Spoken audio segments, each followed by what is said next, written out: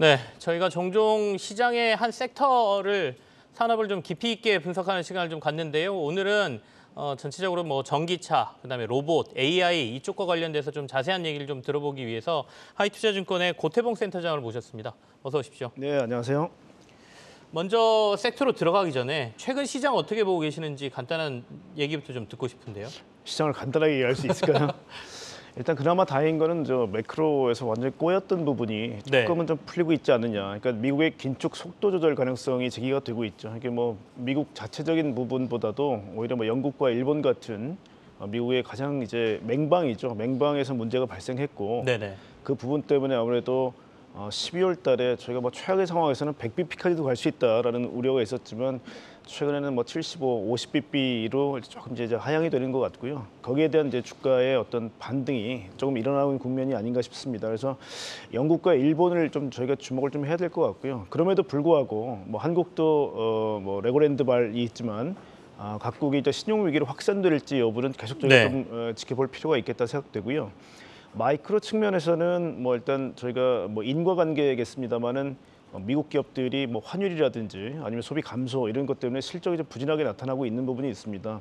뭐 이런 것들은 저희가 단기간에 극복되기 어렵기 때문에 매크로가 조금 숨통이 트일만 하니까 이제는 이제 마이크로에서 결국은 이제 이 환경이 어려워지는 그런 어떤 이제 효과들이 이제 이 마이크로에 전이되고 있는 상황이고요. 그나마 지금 이제 이 지수 관련 대형주들보다는 좀 특징 있는 종목들이 좀 버티고 있는 뭐 아까도 저희가 잠깐 대기실에서 보니까 네. 주로 좋은 것들이 뭐 소재라든지 뭐 화학도 이번에 좋았고요. 그다음에 2차 전지 쪽이라든지 그렇죠. 뭐 방위 산업도 마찬가지고요. 네. 뭐 그렇게 일단 특색 있는 종목들이 좀 버텨나가는 국면들이 계속 좀 전개가 되지 않을까라는 생각을 좀 하고 있고요. 크게 봤을 때는 저희가 이제 너무 이제 이 긍정적인 관점을 좀 저희가 좀 조심하는 이유는 저희가 뭐 중물가 중금리 상황이 생각보다 오래 갈 것 같다. 이런 부분은 저희가 다 V자를 그리고 V자를 기대하고 있는 투자분들한테 상당히 좀 지루한 L자나 U자도 염두에 둬야 된다 이런 생각이 되거든요. 그래서 일단은 저희가 뭐 시장 상황은 조금 저희가 좀 보수적으로 보자 뭐 이런 말씀 좀 드리겠습니다. 지금 시장이 약간 돌아서는 모습이긴 하지만 이거 가지고 너무 긍정적으로 보기는 좀 힘들 것 같다. 다양한 변수들도 있고. 아까 L자라고 하시면 침체 상황이 계속 유지되는 거고 U자도 바닥이 굉장히 긴 U자를 말씀을 하시는 거겠죠? 맞습니다. 왜냐하면 저희가 중금리 중물가라는 거는 굉장히 최근 들어 투자자분들이 겪어보지 않은 국면이죠. 네. 예를 들면 4, 5%대 금리가 상당히 오랜 기간 간다면 사실 이 부분은 지구력을 좀 요하는 부분이기도 하고요. 네. 그다음에 뭐 저희가 오늘 시간이 없어서 말씀 많이 못 드리지만 뭐 미국의 제조업 리쇼링 문제라든지 아니면 이제 신냉전 체제라든지 뭐 이런 것들이 정착되기까지는 조금 시간을 요할 수 있다. 이런 부분에서는 저희가 V자 반등을 많이 기대하시는 분들이 워낙 많으셔가지고 저희가 이제 어떻게 보면 톤을 조금 낮추자 뭐 이렇게 말씀을 좀 드릴 수가 있겠습니다. 시장은 좀 보수적으로 보자 이런 말씀이시네요. 예. 그러면 뭐 우리 고태봉 센터장의 가장 전문 분야 얘기를 하는 게 나을 것 같습니다. 최근에 이제 그전에는 이제 자동차 산업에 대한 분석을 굉장히 많이 해주셨는데 로봇 관련해서 굉장히 딥한 리포트를 내셨단 말이죠. 3년 만에 다시 로봇과 관련된 리포트를 상세하게 내신 이유라고 할까요? 어떤 부분에 주목하신 건가요? 3년 전에 제가 로봇 자료를 썼던 가장 큰 이유는 자동차 산업은 보통 승용과 상용으로 나뉘죠. 네. 승용이 나중에 자율주행이 된다면 결국 이제 운전자가 자리 없는 사실 그런 서비스가 가능하겠지만 네. 상용 같은 경우 조금 경우가 다릅니다. 최근에 기아 같은 경우는 PBV라고 해서 Purpose Built Vehicle이라는 이제 차가 나오는데요. 네. 이제 목적 기반 정차 같은 경우는 지금 이제 예를 들면 저희가 뭐 쿠팡이라든지 배송 서비스를 생각해 보시면 운전자가 물건의 상하차까지도 같이 담당을 하죠. 그렇죠. 근데 만약에 자율주행이 됐다. 그러면 상용차 같은 경우는 누가 어떻게 보면 이제 상하차를 담당해 주겠습니까? 운전자가 없으니까. 없죠. 네. 그죠? 그러다 보니까 자연스럽게 로봇이 따라 들어갑니다. 그래서 많은 자동차 기업들이 자율주행 트럭을 얘기하면서 늘 로봇이 함께 있는 걸 볼 수 있을 거예요. 그것 때문에 저희가 이제 자료를 당시에 썼고요. 당시에는 약간 하드웨어 위주의 관점에서 썼습니다. 최근 네네. 들어서도 아마 많은 이제 분들이 이해하고 계시겠지만 로봇에 가장 많이 들어가는 게 이제 모터라든지 감속기라든지 그다음에 이제 엔코더라고 해서 모터가 몇 바퀴를 돌았는지 그다음에 이제 모터를 제어하는 이제 센서가 들어가 있는 어떤 이제 반도체 역할을 하는 부분인데요. 네. 이 세 개가 이제 합쳐져서 액추에이터라고 불리웠죠. 그래서 이 부분이 굉장히 당시에는 이제 저희가 중요한 부분이다. 어떻게 한국이 육성해야 된다 이런 소재나 부품 쪽은 뭐 그런 말씀을 좀 드렸던 거고요. 당시는 또 어떤 때였냐면 모빌리티 이동부와 작업부가 결합이 막 되는 부분이었습니다. 최근 들어 뭐 사족보행 로봇이 막 뛰어가는 거는 흔하게 볼 수 있는 장면 아닙니까? 네네. 당시만 하더라도 이 사족보행이라는 거를 계단을 오르락내리락하는 걸 컨트롤하는 것도 굉장히 어려웠던 시기였습니다. 그게 불과 3년 전이었는데 이번 자료의 핵심은 물리세계의 AI가 주제입니다. 네. 무슨 얘기냐면 그동안 우리가 디지털 속에서 존재했던 AI는 상당히 많이 다뤘죠. 그게 뭐 어떻게 보면 이커머스가 될 수도 있고요. 그다음에 많은 뭐 구글 같은 업체들이 될 수도 있습니다. 자, 그런데 물리세계에서 AI라고 저희 특정 짓는 건요. AI가 뭐 중력, 마찰력, 그다음에 무슨 빛의 반사, 굴절 이런 물리세계의 어떤 법칙들을 굉장히 이해하기가 어렵더라는 거예요. 네. 그러다 보니까 우리가 소위 말하는 기계에다가 AI를 갖다 붙이게 되면 이게 스마트 기계 혹은 로봇이 되는 거거든요. 근데 그 접목에 시도를 계속했지만 번번이 실패했던 이유는 물리세계에 대한 몰이해 아니면 이해가 부족했기 때문이었습니다. 그러다 보니까 지난 3년 동안에 굉장히 많은 변화가 있었죠. 자, 예를 들면 2016년도에 우리가 다보스 포럼에서 나왔던 4차 산업혁명이라는 게 사실은 실체가 있는 거냐라는 논란도 많았지만 생각해 보시게 되면 당시 나왔던 AI라든지 뭐 네. IoT, 로봇, 뭐 자율주행 이런 것들이 왜 이렇게 어려웠냐? 핵심은 AI가 이 물리세계를 이해하지 못했기 때문이라고 말씀드릴 수 있어요. 그래서 최근 나오는 변화를 보시게 되면 자율주행도 굉장히 급물살을 타고 있고 로봇도 여기저기서 지금 얘기가 나오는 이유가 네. 이 물리세계 AI가 상당히 고도화됐다. 그리고 2017년 이후에 우리 어떻게 보면 이제 하이퍼스케일 AI라고 해서 초거대 AI가 이제 어떻게 보면 세상에 등장하게 됐죠. 그 부분이 어떻게 보면 이제 반도체라든지 네네. 슈퍼컴퓨터의 발달과 더불어 이 로봇을 로봇답게 만드는 데 성공했다.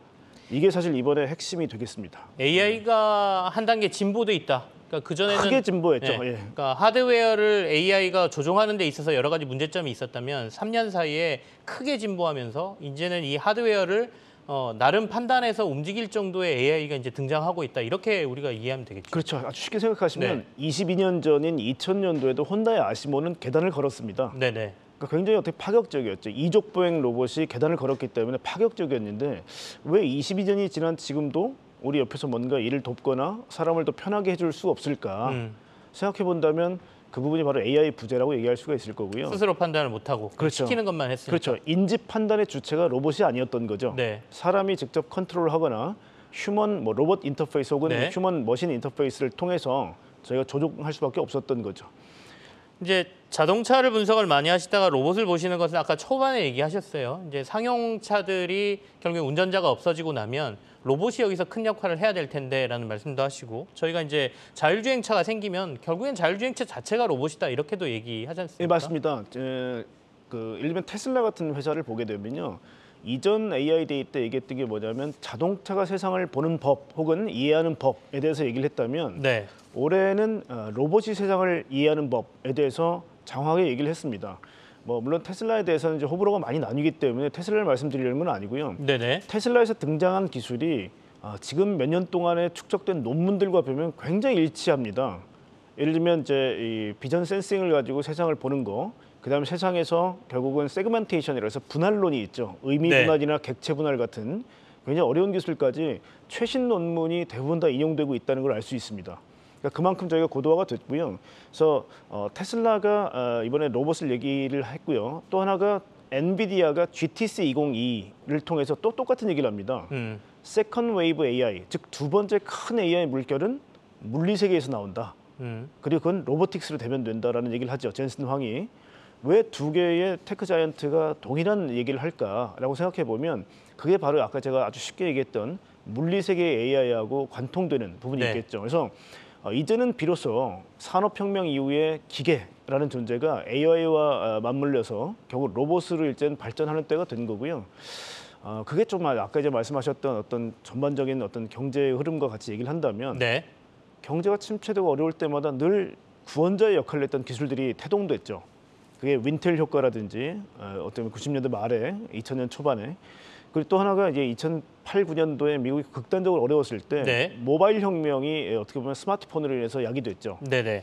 마찬가지로 이번에 아까 제가 말씀드린 것처럼 굉장히 오랜 기간 동안 경제의 어떤 위기나 침체가 지속될 개연성이 있지만 결국은 또 이 새로운 기술들이 여기서 탈출구를 마련해 줄 텐데요. 그게 저희가 아무리 생각해도 융복합 기술의 총화가 이제는 로봇이라는 어떤 두 글자로 요약이 될 수 있을 것 같습니다. 여기 들어가는 게 우리가 그동안 오랫동안 얘기해왔던 AI나 뭐 어쩌면 이제 이 빅데이터라든지 빅데이터. 네. 아니면 클라우드 같은 ABC도 포함될 거고요. 네. 여기에 수많은 센서, 배터리, 그다음 아까 말씀드린 액추에이터라든지 많은 어떤 하드웨어의 요소들이 들어갈 거고요. 특히 반도체 역시도 뭐 NPU라든지 최근에 GPU가 계속 고도화되는 것들도 네. 여기에 맞물리기 때문에 모든 기술이 일정 수준을 다 올라와야 가능한 게 이 로봇이거든요. 그래서 아마 지금 삼성이라든지 뭐 LG라든지 뭐 현대자동차라든지 뭐 네이버라든지 많은 기업들이 왜 차세대 동력으로 로봇을 지목하고 있는지를 우리가 함께 주목할 필요가 있다. 네. 이런 말씀을 좀 드리겠습니다. 결국에는 2008년도에 글로벌의 여러 가지 위기를 모바일 혁명이 주도해서 이겨낸 것처럼 이번의 위기는 아마도 로봇 쪽에서 나오지 않을까라는 전망을 하고 계시네요. 예, 그러면 이제 그렇습니다. 투자자분들도 이 로봇 산업 전반에 대해서 좀 관심을 많이 가지셔야 될 텐데 예, 예. 국내에서 우리가 이제 로봇 관련주라고 하면 처음에 말씀하셨던 하드웨어 위주로 많이들 보거든요. 그럼 뭐 액추에이터에 네. 들어가는 모터부터 시작해서 여러 가지들을 보는데 우리 센터님께서는 우리가 로봇에 내가 그러면 앞으로 좀 관심을 두고 투자를 하겠다 그러면 어느 분야를 좀 봐야 될 것 같습니다. 지금 말씀하셨던 하드웨어도 저희가 절대 간과할 수는 없습니다. 네네. 왜냐하면 산업의 쌀처럼 로봇 하나당 액추에이터가 수십 개가 들어가기 때문에 네네. 굉장히 많이 필요한 기술이죠. 그래서 마치 전기차의 이 모터가 중요하듯이 로봇에도 액추에이터가 중요한 거는 뭐 저희가 두말하면 잔소리일 것 같습니다. 그래서 일단은 하드웨어 쪽도 마찬가지고요. 특히 로봇 같은 경우는 지금 지능형 로봇이라고 저희가 별도로 얘기하는 게 아까 AI가 포함되는 개념이거든요. 네. 그래서 이 부분은 아마 대기업 위주로 접근하시는 게 맞을 것 같습니다. 그래서 네. 최근에 뭐 아마 모 회사에서 로봇 ETF를 출시하는데 구성 내용들을 쭉 봤더니 사실 아마 여러분 보시기엔 이게 로봇주야 생각하실 만한 대기업들이 많이 포함되어 있습니다. 네네. 그게 왜냐하면 말씀드렸지만 차세대 동력으로 로봇을 지목하고 있는 회사들이 많이 들어가 있고요. 특히나 이제 초거대 AI 모델 같은 경우는 대기업이 아니면 접근하기 참 어려운 정도의 거대 자본이 또 투입됩니다. 그래서 일단 대기업들이 일단 좀 많이 들어가야 될 것 같고요. 그다음에 해외 쪽도 좀 눈을 돌려보시면 뭐 말씀하신 파낙이라든지 뭐 테러다인이라든지 뭐 이런 기업들이 네. 특히 뭐 이제 의료 쪽에 인투이티브 서지컬이라든지 이런 회사들이 참 많이 있습니다. 그래서 뭐 다 이렇게 생각하기 어려우시면 뭐 ETF 위주로 접근하시는 것도 나쁘지 않아 보여요. 로봇 관련 ETF를 차라리 사는 것도 낫다. 그렇죠. 네. 그리고 이제 말씀드렸지만 뭐 엔비디아나 테슬라 같은 업체들도 저희가 큰 그림에서는 아마 로봇의 가장 중요한 AI를 담당하는 부분들을 저희가 커버할 거기 때문에 네네. 그렇게 접근하셔도 아마 크게 나쁘지는 않을 것 같고요. 이제 아까 처음에 말씀드렸던 하드웨어 위주의 국내 이제 중견 기업들 내지는 중소기업들 같은 경우는 저희가 봤을 때 특히 부품이라든지 요소 기술 쪽에 가까운 쪽은 저희도 많이 성장할 거라고 좀 보고는 있습니다. 특히 네네. 이제 국책 과제로도 많이 이제 보고 있고요. 정부도 이쪽은 지원하겠다는 의지가 굉장히 강한 걸 최근에 느낍니다. 그래서 아마 지능형 로봇법도 이제 앞으로 개정이 좀 될 거고요. 그래서 이런 부분들을 아마 신경 쓴다면 정말 국내 쪽에서도 조금 로봇 관련된 핵심주들이 나오지 않겠나 뭐 이렇게 생각을 좀 하고 있습니다. 지금 TV에 나가고 있는 게 이제 보스턴 다이나믹스 자료 화면이지 않습니까? 현대차가 이제 인수한 회사고요. 예. 현대차가 이 로봇에 대응하고 있는 건 어떻게 평가를 하고 계시나요? 한국의 로봇 밀도가 세계 1위라는 자료는 네. 아마 많이 보셨을 거예요. 그만큼 이제 한국이 로봇을 많이 쓰고 있는 나라인데요. 네. 그 중에서도 압도적 섹터가 자동차입니다. 뭐 자동차 산업 같은 경우는 부품사부터 저희가 완성차까지 다 가봤지만 정말 로봇의 비중이 높고요. 그러다 보니까 일단 로봇에 대한 이해가 굉장히 높습니다. 그러니까 생산기술본부라 그래서 뭐 현대자동차 내부에도 로봇을 담당하는 부서가 있습니다만은 지금 이제 의왕에 소재하고 있는 아마 첨단 로봇을 만들게 될 의왕에 있는 로보틱스 랩, 네네. 그다음에 1조를 투자해서 저희가 이 M&A 했던 보스턴 다이내믹스 하드웨어적으로는 굉장히 앞서 있다고 볼 수가 있어요. 네네. 하지만 이제 저희가 다 우려했듯이 AI 관련돼서는 좀 후발주자인 게 확실하죠. 그래서 현대가 가장 주안점을 두고 있는 거는 일단 로봇의 머리에 해당되는 AI 쪽을 빨리 이제 추격하기 위한 노력들을 하고 있고요. 그래서 약 140명 정도의 로보틱스 랩의 엔지니어들이 일단은 뭐 이쪽 따라가고 있는 걸로 저는 알고 있습니다. 그래서 일단은 인공지능을 일단 커버해야 된다라는 거고요. 아마 얼마 전에 현대자동차가 발표를 했듯이 소프트웨어 디파인 비클, 즉 소프트웨어가 정의하는 자동차를 2025년까지 어느 정도 완성하겠다라는 네. 부분은 소프트웨어로 계속 업데이트가 가능한 차를 만들겠다는 거고요. 네네. 이게 가능해진다면 아마 현대가 만들 로봇에도 똑같이 이식이 될 수 있을 겁니다. 그러면 조금 처음에 출발은 조금 이제 부족하더라도 소프트웨어 업데이트를 통해서 계속 개선할 수 있는 로봇이 생기는 거기 때문에 아마 저희도 조금 시간이 걸리겠지만 다른 국가에 비해서는 굉장히 좀 네네. 앞서 있다. 저는 그렇게 보고 있습니다. 알겠습니다. 현대차 쪽에서 얘기하는 SDV라는 게 이제 소프트웨어 관련인데 예. 인공지능과 관련된 소프트웨어라고 그렇죠. 보면 예. 되겠네요. 그 앞으로 어떻게 개발되는지 좀 눈여겨볼 필요가 있다 이렇게 얘기를 해주셨습니다. 짧게 현대차의 IRA에 대한 뭐 여러 가지 부담 뭐 이런 것들 걱정하시는 분들이 있거든요. 어떻게 봐야 됩니까? IRA 같은 경우는 뭐 이렇게 보셔야겠죠. 뭐 일단 미국만 놓고 봤을 때는 시장 점유율을 좀 처음에 초기에 뺏기는 게 좀 부담스럽습니다. 네. 하지만 뭐 아직까지는 전기차 비중이 매출이나 아니면 이익에서 차지하는 비중이 그렇게 크지는 않습니다. 그래서 사실은 이제 유럽 같은 데는 차가 없어 못 팔고 있기 때문에 만약에 네. 어닝만 본다면 한 2, 3년 동안 유럽에다 집중적으로 하게 되면 어닝은 지킬 수 있습니다. 다만 미국 시장이 이제 워낙 큰 데다가 특히 네. 미국 같은 경우는 라이트럭, 경트럭 위주로 많이 전기차가 시장이 형성되기 시작하면 무서울 겁니다. 지금은 대부분 세단 형태죠. 그래서 아마 어닝 쪽에서는 이 데미지가 크지는 않지만 시장 점유율 놓치는 좀 아쉽다. 그래서 이번에 아마 조지아 공장도 조기 착공에 들어간 게 아닌가 뭐 이렇게 생각을 하고 있습니다. 알겠습니다. 하이투자증권의 고태봉 센터장과 함께했습니다. 고맙습니다. 네, 고맙습니다.